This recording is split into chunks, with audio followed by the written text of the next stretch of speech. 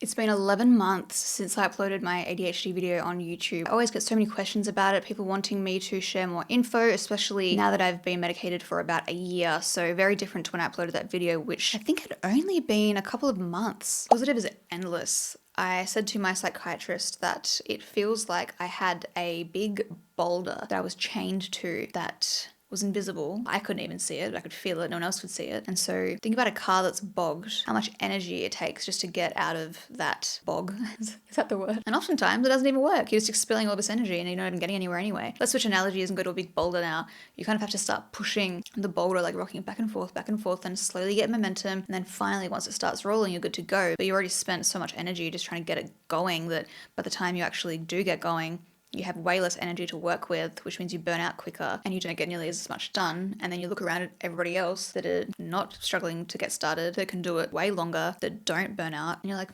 guess I'm just lazy. Or you use up all of your energy. Oh my gosh, you can see the lawnmower in the background.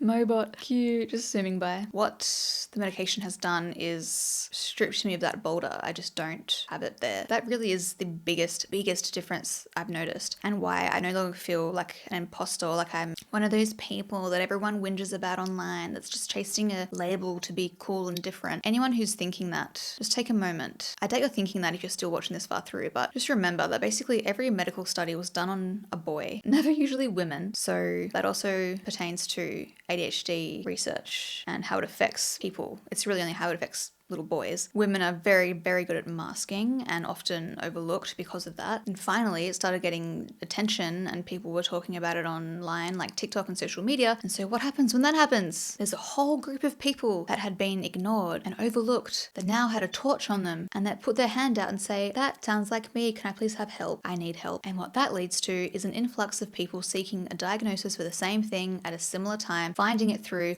a similar avenue. Anyway, I had to get that out there. So as I said earlier, I went from not being able to do anything, just burning time all day. I would drive an hour just to get McDonald's fries and a Coke, 0 sugar, because yay, a little outing, have fun. Again, a little dopamine boost. I had lots of stuff to do. I just didn't have the energy to do it. Oh my gosh. When I think about how different I am now, the pendulum has just swung in the complete opposite direction to the point where it's almost too far in the opposite direction now and I'm burning out. I'm getting up at 6 a.m. I could work till 9 p.m. easily. Most of the time, I love it. I haven't been to McDonald's once just for chips in like a year. I only go if I'm in that area for something else. And even then, I only am in that area to get something if I absolutely need to. Because otherwise, like, what a waste of time. I just don't have any desire. Even the food doesn't even appeal to me unless I am like starving or something. And in which case, any food really appeals to me. That's been the massive change. When Reese speaks to me, I can actually process what he's saying. I didn't really tie that into what I was saying earlier about the hitting 30 and just feeling like everything just went poof. My interpretation is that I just reached a point where I could no longer mask and manage and overcompensate for everything that I was trying to juggle at once. Reese's health, my own mental health, both businesses, Mia, the house, social media, lots of different things at once. I just hit a wall and I just couldn't do it. There are probably things that I'm missing, but the downsides are the appetite suppression. The upside of that is that it also completely cuts out food noise for me. So I'm not constantly thinking about little yummy treats just because it's a little dopamine rush. I'm only eating food when I'm actually hungry. I'm not thinking about it until then. And when I am eating, because Dex gives you such a dry mouth, the medication that I'm on, I don't feel like dry processed foods. So I generally eat healthy foods, which I didn't ever reach for before, like to snack on. So apples, oranges, protein yogurts, dips, crackers. Crackers are rough, they're really dry. I have like corn thins, veggie sticks sometimes, yum yum yum. I have muesli bars. I never used to eat muesli bars, but I even got protein muesli bars. Those are really dry. I cut them up into little bits. Same thing with my apples, cut them up and then kind of snack on them throughout the day. Helps me to keep eating. And by the time it's dinner time, the meds have usually worn off and so my appetite's back anyway and I just have a normal dinner. So yeah, that's a good thing and a bad thing. It's kind of embarrassing when people say, have you lost weight? Like when I saw a family recently, one of my cousins said, have you lost weight? And I said, yeah. And it's just, I don't share like my diagnosis with people, so I don't want to go into the whole story. And so I always say it wasn't intentional.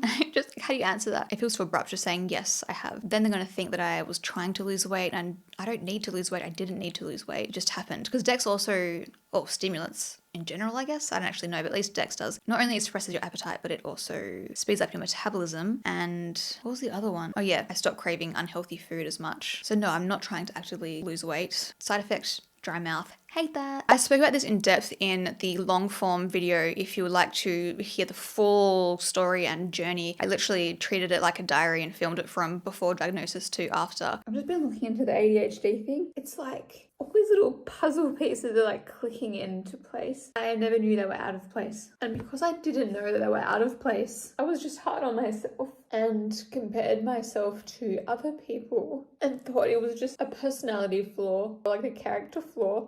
Makes so much sense. Oh yeah. During my luteal phase, and this is an actual thing, I spoke to my psychiatrist about it. She said, yes, this is very much documented that when your hormones are shifting, stimulants just aren't as effective. You can Google it to find out the reason why. I won't go into it, but she prescribed me basically doubling my medication during that week because it feels like I don't take anything at all when I take my normal dose. It's insane. And I can almost tell when my period's coming up because I'm taking my meds and I don't feel any different. That's really the only time they're not as effective for me. This was something that really worried me because I had seen a lot of people talking about it on Reddit. A lot of people said that they took like medication holidays, which is that they stopped taking it on weekends or break for a week or something because they didn't want to develop a tolerance. I was really worried about that because I really benefited from taking it every day and it also really improves my mood. So why would I want to be happier and more productive during the work week and then on the weekends just not or less? So again, I asked her and she said it's fine.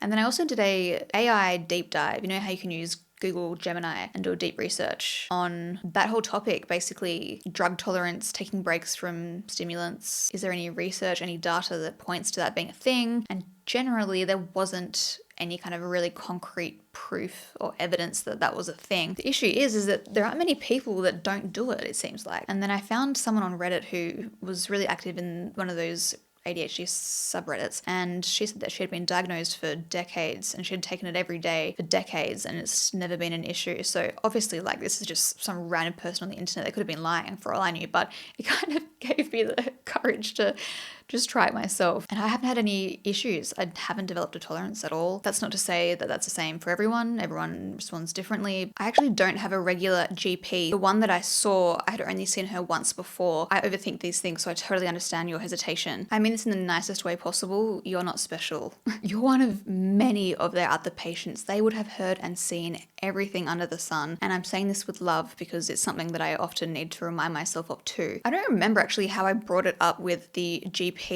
I must have just said, I've been struggling with these things recently. I looked into it a bit more. I've been seeing people talking about it online. And I was wondering if maybe it could be related to ADHD and if it's worth speaking to a psychiatrist to see if I might have it or not. She said that she gets a lot of women around my age, especially once they've had kids, coming in and just saying like, I am overwhelmed in every possible way. And it's often when you get pushed into a corner, when your plate gets too full, that a lot of those symptoms can be exacerbated and unmanageable. So she wrote me the referral, passed it on to the local psychiatry clinic, and 11 months later, I had my appointment. Eat the big frog first. It is, eat the big frog first. What does that even mean? A productivity strategy that means tackling your most difficult or dreaded task at the beginning of the day to avoid procrastination. Once you've completed the hardest task, the frog, the rest of your day's work will feel easier and you'll experience a sense of accomplishment that boosts your motivation. That is the number one thing that will make such a difference because it has a domino effect. How satisfying is it when you finally do that thing you've been putting off and you can say to yourself, done? It's a dopamine boost. And because the other tasks are easier,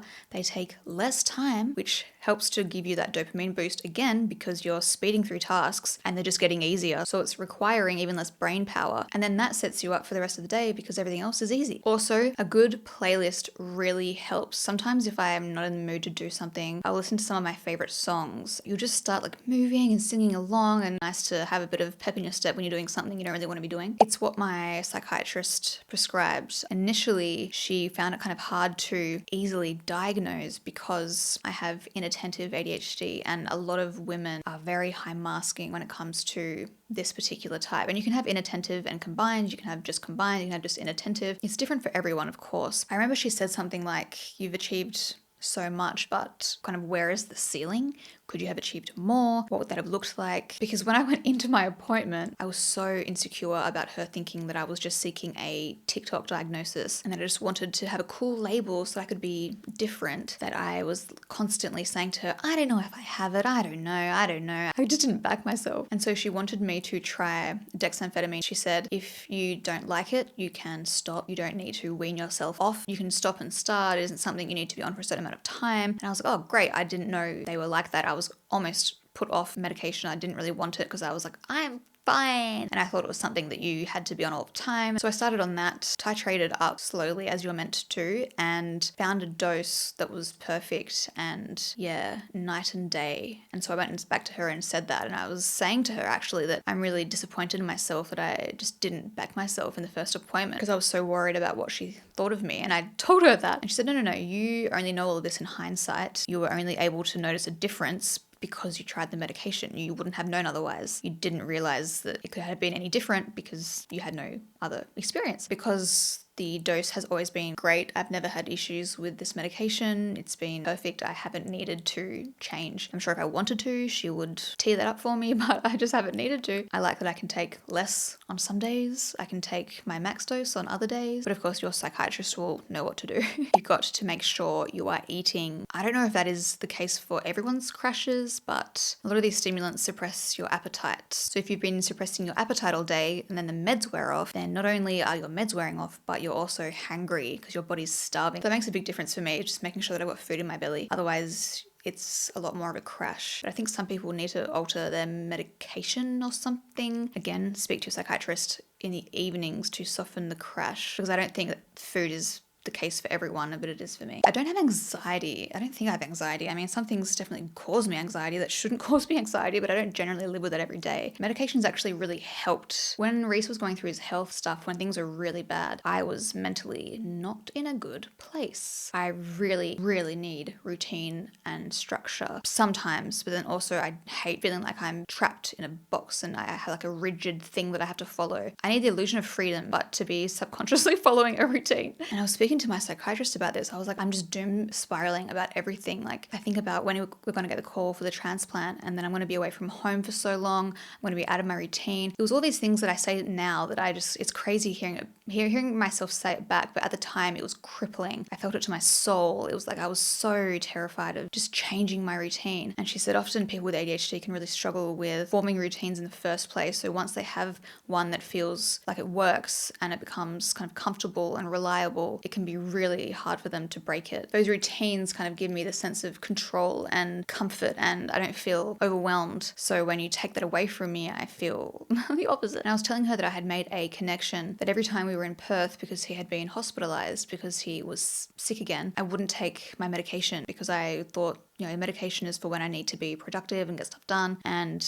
that's when I would become really numb, probably more actually like depression, really. And so I thought, okay, maybe I should start taking my medication every day. And she said, absolutely, if it helps you, that's great. Take it every day. There's no issue with taking it every day. She said, for some people it can cause anxiety, but for me it seemed to completely neutralize it. I just didn't have that pit in my stomach, that stomach flip feeling every time I thought about the future. I just was living in the moment. I just was literally unbothered. I didn't feel worried. Obviously it was a scary time, but it was just complete night and day. So the meds really were my lifeline during that time. I'm so glad I made that connection. Yes, in every possible way, it was worth the effort and the money. But of course, I would have a different answer if I wasn't diagnosed and didn't get medicated, because it's the medication that's really changed my life. The diagnosis helped a lot with not being so hard on myself and learning myself more and kind of understanding myself and being more patient with myself. But yes, I definitely think it's worth it. A few of those questions were around kind of embarrassment, essentially. I wanted to share some tips around your first appointment with a psychiatrist if you do go down this route. I wish I had known this beforehand. First things first, what you think they're thinking is not what they are thinking. You have waited all this time and spent all this money to be in that room with that person. Don't do what I did and constantly second guess yourself and say, I don't know if I have it. I could be this, it could be that, I'm not sure. Yeah, I have no idea. The reason I said all that was because I was kind of giving myself a net to fall back on, in terms of if she said that I didn't have it, I wouldn't be